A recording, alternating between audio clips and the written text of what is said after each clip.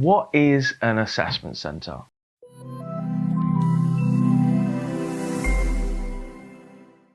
What's up guys, it's Mike from Job Read English here to help you get hired. Today we're going to be talking about what is an assessment centre, what does it mean, what's in it, and how can you get prepared for it.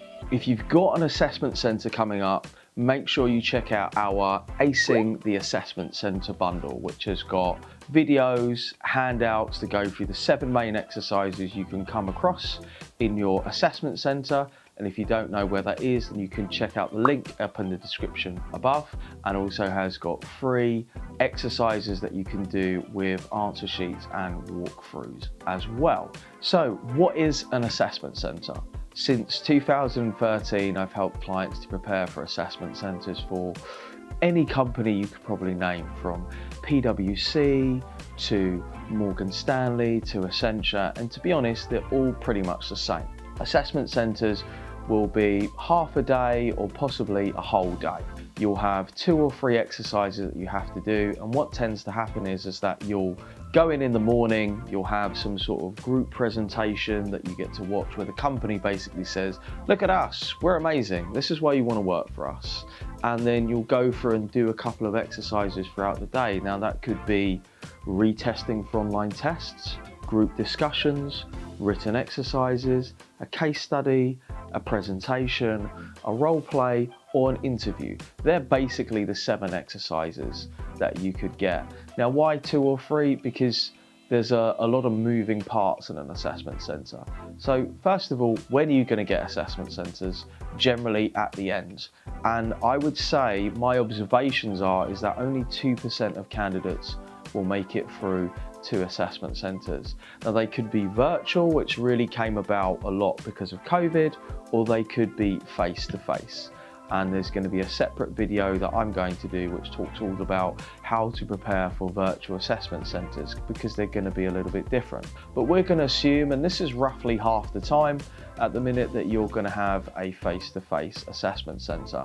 So you'll generally there'll be a lot of people there. There could be 12 people there, there could be 50, there could be 100 people there. And you'll tend to find that you'll wait the longest for an assessment centre. In today's recruitment process, everything is pretty much automated and standardised. So you submit your application form, CV, cover letter online. That's processed by an application tracking system. Then you're invited based upon the results of the ATS for an online test. That's processed automatically. Then you're invited for probably a video interview, and that's probably processed automatically, with maybe a little bit of human intervention just for a quality check. Now, the assessment centre is where really companies need to put together lots of time and resources to bring people together. So there are a couple of things that I always get asked about assessment centres. Is everybody there competing for the same role as me? Probably not. So if we take the Big Four for an example, if you went to a PwC assessment centre, you might have somebody who's applying for deals, someone who's applying for audit, somebody for tax. Everyone's just kind of thrown in together. And you'll tend to work throughout the day in a group of between 4 and 6 people. Now this tends to hold if there's a group discussion. The most likely exercises that you're going to get in an assessment centre are going to be a group discussion, a written exercise, and a final, or what's known to many people as a partner interview. Those tend to be the standard food for fare for an assessment centre. So the next question I have to get asked is, well, if there are 6 of us in a group, how many of us could pass? Now this could surprise you, because to be honest with you, all of you could pass or all of you could fail.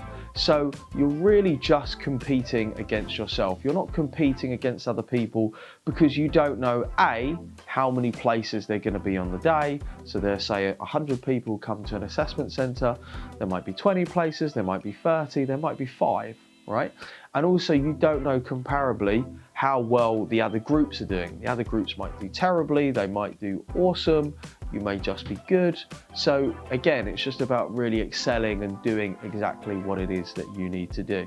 Now, in between, during an assessment centre, you're going to have like a comfort break, you might have lunch, you might have an opportunity to go and meet the graduates or meet a manager or a director or a partner, you know, some sort of mingling. And the next question I tend to get asked is, well, when am I being assessed and when am I not being assessed? Now the truth is, you're only being assessed during the exercises when you're doing them, right? So in a group discussion, you'll have an assessor who's sitting there and silently observing you. A written exercise, somebody is going to go through that exercise. A presentation, someone's going to listen to you. And interviews, that the interviewer is going to be assessing you, but you're always being observed. So here are a couple of simple tips if you've never been to an assessment centre, because I know how daunting it can be. And the reason why we created the Acing Assessment Centre bundle is we had so many people who had used our Pass the Interview packs. They've passed the interview and they're like, I don't really know what to do now because I've got an assessment centre. Here are a few things really to be mindful of. Number one, keep the energy high.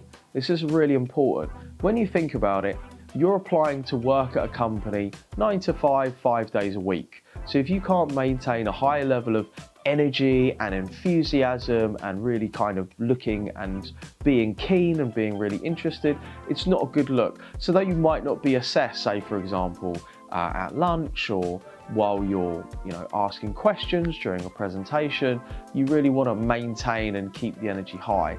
If you're flagging a little bit, because assessment centres are quite emotionally draining, then just pop off to the toilet, throw a bit of water on your face, just wake yourself up a little bit and then get straight back into the mix. The second thing to think about is in an assessment centre, the most basic thing that you want to remember is everybody else's name.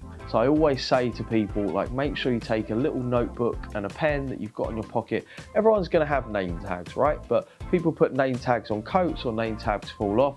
And when you're trying to address people, if you're like, hey, that guy, you there, if you can remember, like, hey, Mark, hey, Stephen, hey, Cassandra, just being able to refer to people by their name is actually super useful.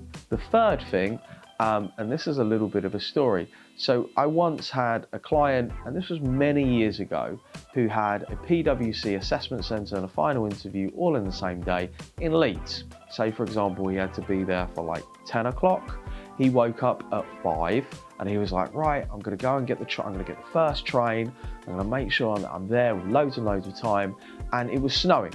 And if you know anything about the UK, when it snows, basically the whole country grounds to a halt. So he managed to get a train and he was late. He turned up at the assessment centre and was basically told in a polite way that he'd wasted his time, he was late, and he might as well go home because he'd failed.